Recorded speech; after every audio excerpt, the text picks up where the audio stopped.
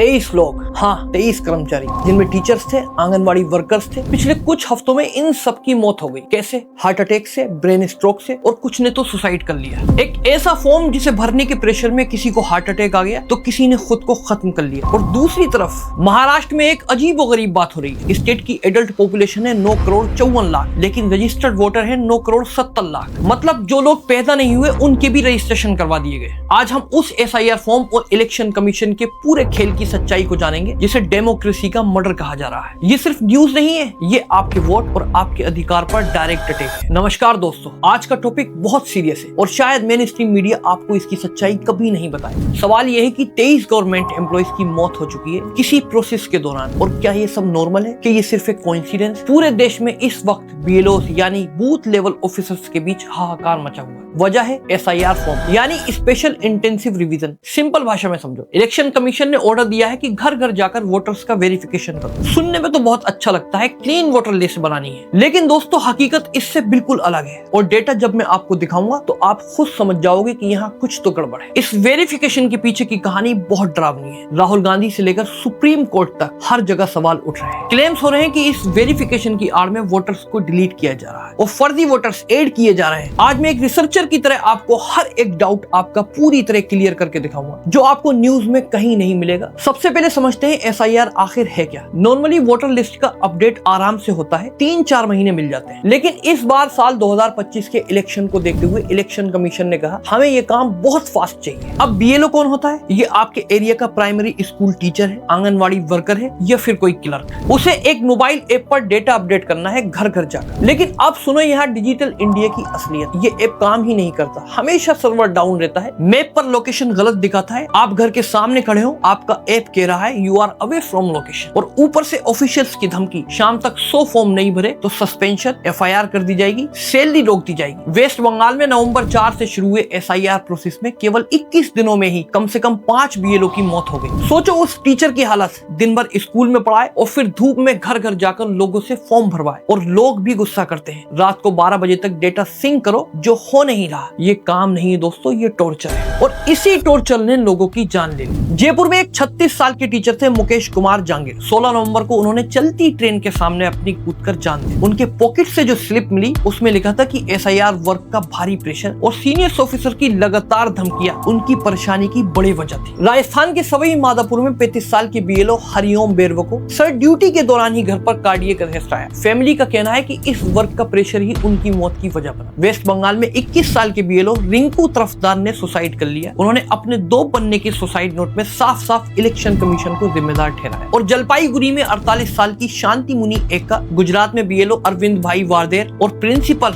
रमेश भाई परमार। ये लिस्ट लंबी होती जा रही है। सुप्रीम कोर्ट में एडवोकेट कल्याण बनर्जी ने बताया कि वेस्ट बंगाल में अकेले 23 BLO की मौत हो चुकी है। वेस्ट बंगाल की CM ममता बनर्जी ने वार्निंग भी दी कि SIR एक्सरसाइज शुरू होने के बाद से 28 वर्कर की मौत हो चुकी है। अब मैं आपसे एक सवाल पूछता हूँ, मेरा सवाल गवर्नमेंट से भी है और इलेक्शन कमीशन से भी है, कि एक वोटर लिस्ट अपडेट करने की कीमत इंसान की जान है? क्या वो 23 परिवार कभी पहले जैसे हो पाएंगे? और सबसे बड़ा सवाल, जब इतनी डेथ्स हो रही हैं, तो मीडिया में इतनी बड़ी डिबेट्स क्यों नहीं हो रही? क्योंकि मरने वाला एक आम गवर्नमेंट एम्प्लॉय है। अब आते हैं उस कंट्रोवर्सी पर जिसने पॉलिटिक्स में अर्थक्वेक ला दिया, महाराष्ट्र इलेक्शन का डेटा। दोस्तों अब मैं आपको कुछ नंबर्स दिखाता हूँ, और ये नंबर्स इतने शॉकिंग है कि आप खुद सोचने पर मजबूर हो जाएंगे। ध्यान से देखो, महाराष्ट्र में 18 साल से ऊपर की एडल्ट पॉपुलेशन है 9 करोड़ 54 लाख, लेकिन 2024 असेंबली इलेक्शन में रजिस्टर्ड वोटर थे 9 करोड़ 70 लाख, यानी 16 से 17 लाख वोटर एक्स्ट्रा। अब ये कौन है? राहुल गांधी ने प्रेस कॉन्फ्रेंस में बताया कि 2019 से 2024 लोकसभा इलेक्शन तक 5 सालों में सिर्फ 32 लाख वोटर्स ऐड हुए, लेकिन लोकसभा 2024 से असेंबली 2024 के बीच सिर्फ 5 महीनों में 39 लाख वोटर ऐड हो गए। अरे भाई, 5 सालों में इतने वोटर्स नहीं बढ़े जितने कि 5 महीनों में बढ़ गए। राहुल गांधी ने पार्लियामेंट में क्लेम किया कि शिरडी असेंबली कॉन्स्टिट्यूएंसी में एक ही बिल्डिंग में 7,000 वोटर्स रजिस्टर।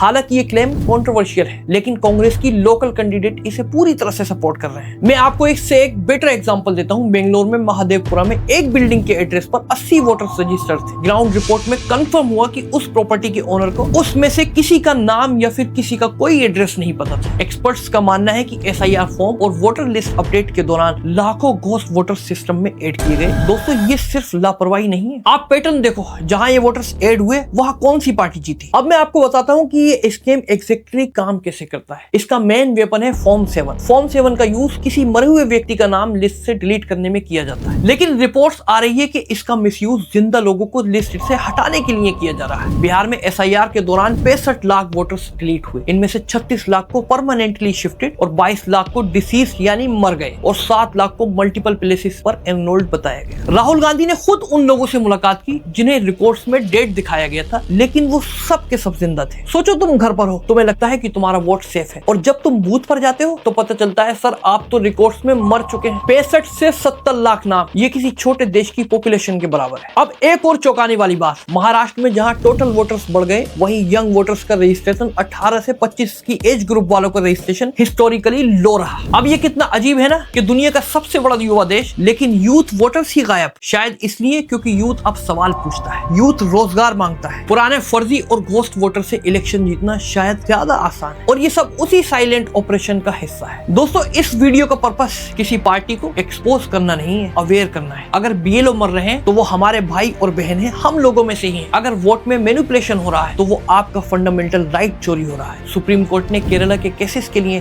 2 दिसंबर, तमिलनाडु के लिए 4 दिसंबर और वेस्ट बंगाल के लिए 9 दिसंबर को हियरिंग शेड्यूल की। आज SIR फॉर्म के नाम पर जो हो रहा है वो कल पूरे देश में हो सकता है। अगर आज हमने सवाल नहीं पूछे क्या 23 लोगों की मौत क्यों हुई और महाराष्ट्र में 9 करोड़ 70 लाख वोट्स कहां से आए, 65 लाख नाम जो बिहार के अंदर डिलीट हुए वो कैसे हुए, तो कल शायद हम भी किसी लिस्ट से डिलीट कर दिया जाए। अब आपका काम शुरू होता है। पहला, अपना नाम वोटर लिस्ट में चेक करो, वेबसाइट है nvsp.in, और दूसरा, वीडियो को शेयर करो, इतना शेयर करो कि ये आवाज उन ऑफिशियल तक पहुंचे जो इसको सुनना नहीं चाहते। और तीसरा, कमेंट्स के अंदर #justice4BLO लिखो। अगर हाँ आपको लगता है कि आपके एरिया में भी कुछ गड़बड़ है वोटर लिस्ट में, तो कमेंट्स करके मुझे अपने एरिया का नाम जरूर बताएं। हम उस पर भी रिसर्च करेंगे और मैं मिलूंगा आपसे किसी अगली वीडियो में एक और बड़े सच के साथ। तब तक जय हिंद, वंदे मातरम।